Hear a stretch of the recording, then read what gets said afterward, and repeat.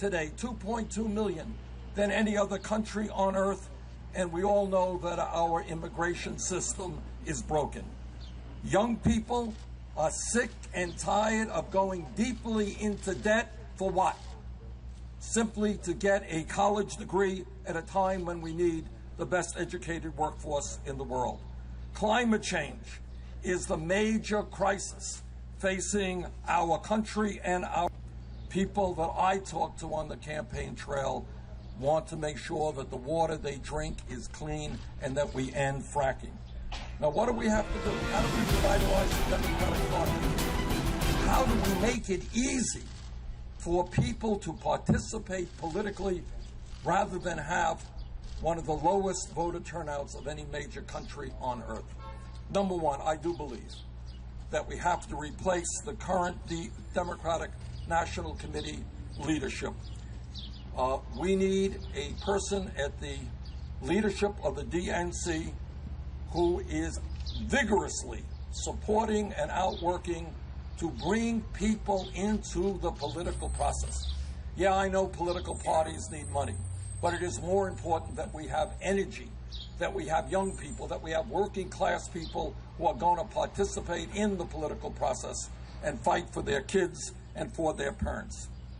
We need, at the Democratic National Convention, to approve a progressive platform, the most progressive platform ever passed by the Democratic Party, a platform which makes it crystal clear that the Democratic Party is, in fact, on the side of working people, is on the side of low-income people, is on the side of people who have no health insurance, and is prepared to stand up to the powerful corporate interest whose greed is doing so much harm to this country.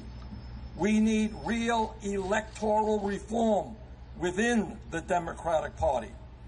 And that means, among many, many other things, open primaries. The idea that in the state of New York, the great state of New York, 3 million people could not participate in helping to select who the Democratic or Republican candidate for president would be because they had not registered, because they had registered as an independent, not as a Democrat or Republican, is incomprehensible. We need same-day registration. And that means that anybody in this country can walk in and get registered to vote on the day of a primary or a caucus. We need adequate staffing and training to run elections in a way that is appropriate for our democracy. We now take it for granted, but we should not. In this process, we have gone through a situation in Arizona where people waited online 5 hours in order to cast their votes. How many tens of thousands of people simply gave up the right to vote and walked away?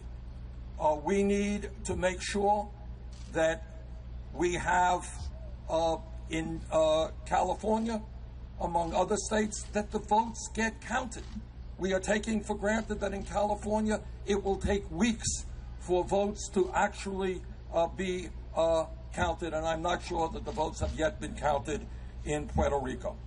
So we need major changes in the Democratic Party in converting it to a party of the people, welcoming working people, welcoming young people, and we need an electoral process which is worthy of the Democrats. We also need, obviously, to get rid of superdelegates. The idea that we had, in this case, 400 superdelegates pledged to a candidate some 8 months or more before the first ballot was cast is, to my mind, absurd. And we need to also make sure that superdelegates do not live in a world of their own, but reflect the views of the people in their own state. So those are just a few of the changes that I think that has got to take place and that we will be fighting for in the weeks and months to come. Just a few questions. Yes, ma'am. Yeah. Jennifer Griffin with Fox News. Why why do you continue to refuse to endorse Hillary Clinton? Don't you think your refusal is helping Donald Trump? Well, I think that what has to happen and what this fight has always been about is transforming America. It is standing up for working people.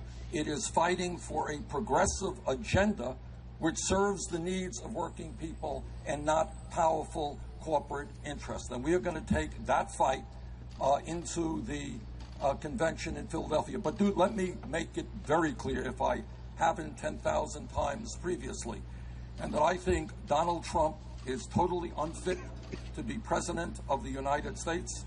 I think running a campaign based on bigotry, based on trying to separate us, based on attacking Latinos and Mexicans and Muslims and African Americans, it is hard for me literally to imagine that in the year 2016, a Republican Party would have a candidate like this. Jeff?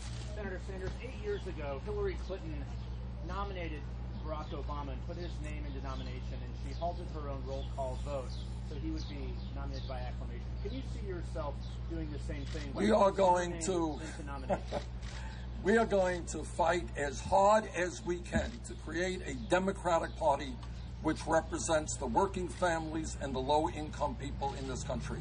We are going to be we're starting to talk to them right now. We don't know exactly, but somewhere between 1,900 and 2,000 delegates to Philadelphia, Pennsylvania. And let me tell you what they want. They want to see the Democratic Party transformed.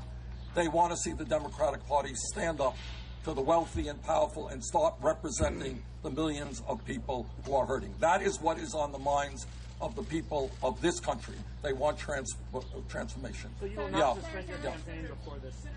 You have said a number of times that you believe it's on Clinton if she continues as the nominee to win over your supporters, so not on you necessarily. Do you believe that she still has to win over your vote as well? Well, I think that every candidate, this is what democracy is about. If I want you to vote for me, I'm going to have to make the case to you that I am the best candidate for you and your family. It's called democracy, nothing new. As you all know, I will be meeting, as I understand it, with Secretary Clinton this evening. And I look forward to that meeting very, very much.